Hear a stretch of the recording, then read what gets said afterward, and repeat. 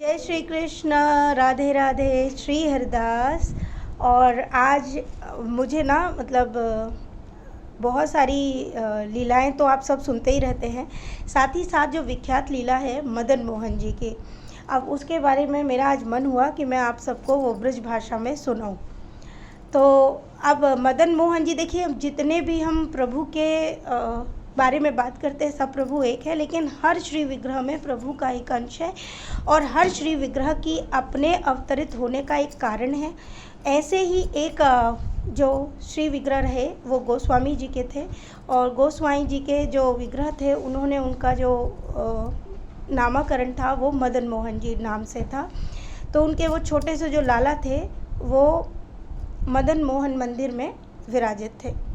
और ये जो बात चल रही है, मतलब काफ़ी इसके पीछे काफ़ी लॉन्ग स्टोरी है कि 1580 में जब औरंगजेब आया तो वहाँ से प्रभु का जो श्री विग्रह था वो राजस्थान दिया गया। फिर वहाँ से गोस्वामी जी के आग्रह पे वैसा ही एक मदन मोहन जी का श्री विग्रह जो है लाया गया और उस श्री विग्रह को इस मंदिर में स्थापित किया गया। और ये सबसे प्राचीन काल का मंदिर है और इस मदन मोहन मंदिर में हर व्यक्ति नहीं जा पाता है। कारण ये है कि यहाँ पे वही भक्त जा पाता है जिसे स्वयं प्रभु हाथ पकड़ कर ले जाते हैं। अब ये समझ लीजिए, अब इसके लिए बहुत सारी बातें प्रचलित हैं। मैं आपको बहुत शॉर्ट में थोड़ी सी बता रही हूँ क्योंकि मुझे वो लीला आज बताने का मन हो रहा है, और मन क्यों हो रहा है वो भी बता देती हूँ। क्योंकि मैं बार बार भोग बनाकर कुछ ना कुछ दे रही हूँ, और दे रही हूँ तो मुझे पता नहीं क्यों बार बार उनका ही ख्याल आए जा रहा है। और यहाँ पे हमारे बच्चे हैं ही, हमारी सोना, हमारी खुशी, वो बार बार कह रहे हैं कि भैया कान्हा जी आज ये कैसा अब वो बच्चे तो बच्चों जैसा भाव, आप समझ जाइए। तो मुझे वो उनकी लीला बताने का बड़ी अंदर से उत्सुकता हो रही है। आप सबको, आप सब ने सुनी हुई है, मैं ये भी जानती हूँ, लेकिन मैं फिर भी सुनाना चाहती हूँ। तो होता ये है कि गोस्वामी जी जो है वो वहीं ब्रज भाषा में जो है लाला के पास बैठते हैं, आराम से उनका पूजन यापन करते हैं। अब गोस्वामी जी बेचारे रहे ठहरे गांव के, ठीक है, पूर्ण फुल ब्रजवासी, आप ये समझ लीजिए। उन्होंने प्रभु के लिए सारी साधनाएं की, सारा उनके लिए प्रेम बरसाया। खूब भक्ति करने के बाद अब उनका जो साधन था वो इस तरीके से था कि वो प्रभु को प्रेम करते थे लाला रूप में ही। अब आप जानते हो कि सब लाला ही बोलते हैं, ज़्यादातर ब्रज में हमारे लाला को लाला ही बोलते हैं। ठाकुर जी से ज़्यादा उनको लाला नाम बड़ा प्रिय है, तो वो लाला जी ही उनको बोलते हैं। और गांव की भाषा में अगर मैं कहूँ तो जाते और जो उनको मिल जाता और उसी को वो अपने लाला को अर्पित कर दिया करते थे। अब एक पोत भयो का कि अब यही बात वही कि लाला जावे और मांग के जो मिल जावे वही लाला अर्पित कर दे। अब सूखी रोटी, अब ये बात सोचिए कितनी पुरानी बात है कि भाई ब्रजवासियों से आप जब कहते हैं ना ब्रजवासियों की, तो सूखी रोटी भी बड़ी उसकी समझ लीजिए बड़ी पुण्यवानों को ही प्राप्त होती है। तो गोस्वामी जी जावे करें और माते लेके आया करें रोटी, और वही सूखी रोटी है वे लाला अर्पित कर दिया करें। अब लाला रोज़ रोज़ वो खावे, तो एक दिन लाला ने गोस्वामी जी ते कही, रोज़ जी खाए के मैं परेशान है गऊ, ऐसा कर आज तू मोए कछु न कछु तो नेक लाए दे, हमें नॉन भी मांग के लिया, नॉन ते रोटी खा लूँगा, नॉन मतलब नमक। तो गोस्वामी बोले कि मैं ठहरे हो एक साधु संत में कहाँ मांगूंगो, सब झुकेंगे जा। गोस्वामी बड़ा मन कर रहा है, एक तरफ तो कहे कि मैं पूजा पाठ में हूँ, अब जाके मनऊ चलने लगे।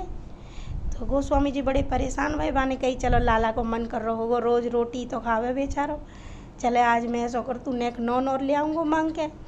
तो गोस्वामी जी गए और भैया वो लेके आ गए।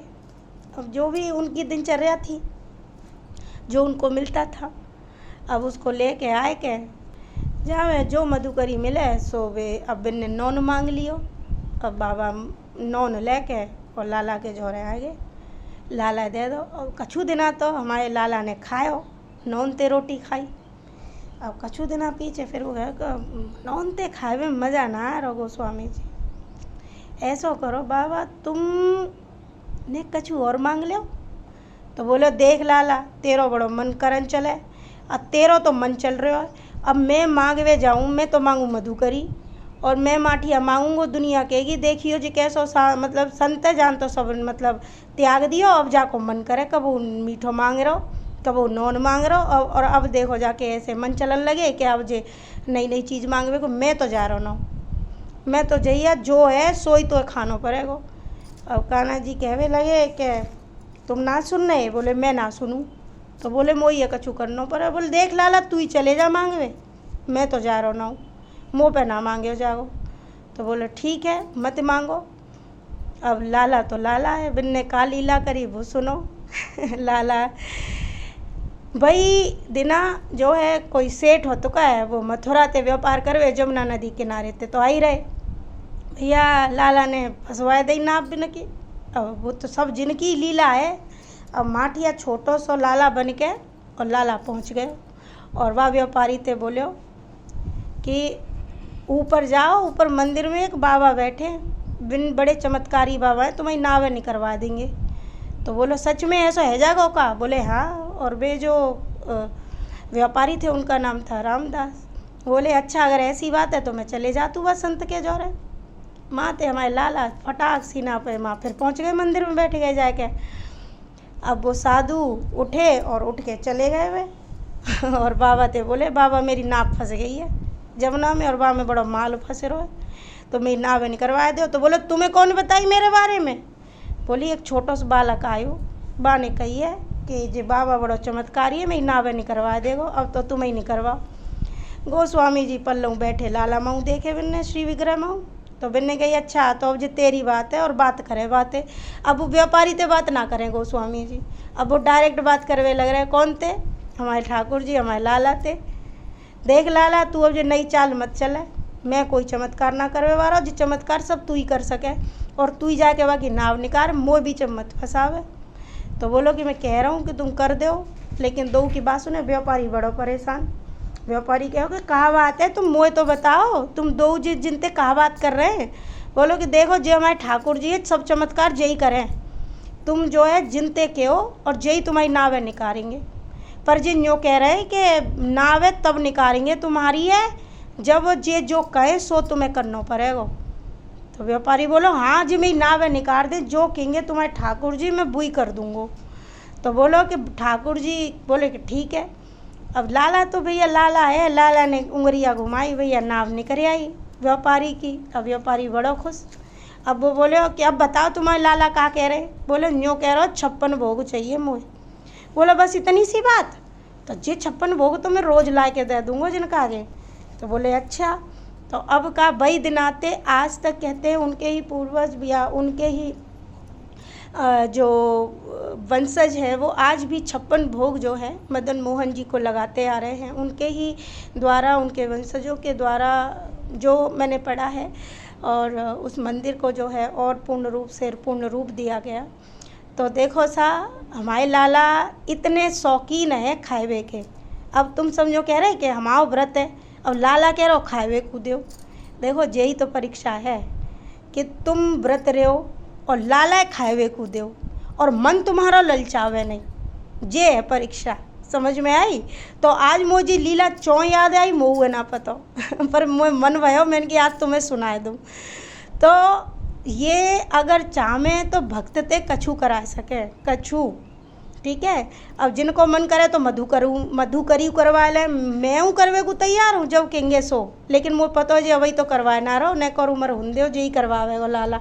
पर लाला पर जी तो देवे वारे के ऊपर है कि को कितनो कहा देगो, पर जे है कि जो देगो सो लाला समर्पित, हमारा तो सब कछु। तो इस तरह से हमारे लाला का प्रेम है।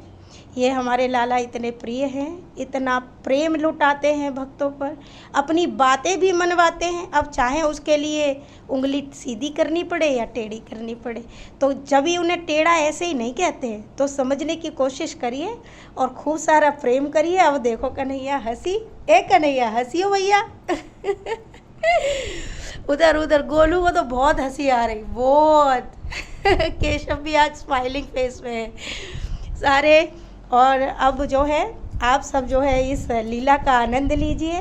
साथ ही अब हम भी जो है थोड़ा सा कुछ और पुस्तक कुछ अच्छी अच्छी पढ़ते हैं, प्रभु की और लीलाओं को मतलब आनंद लेते हैं। आप भी लेते रहिए और खुश रहिए। खूब सारा प्रेम। राधे राधे।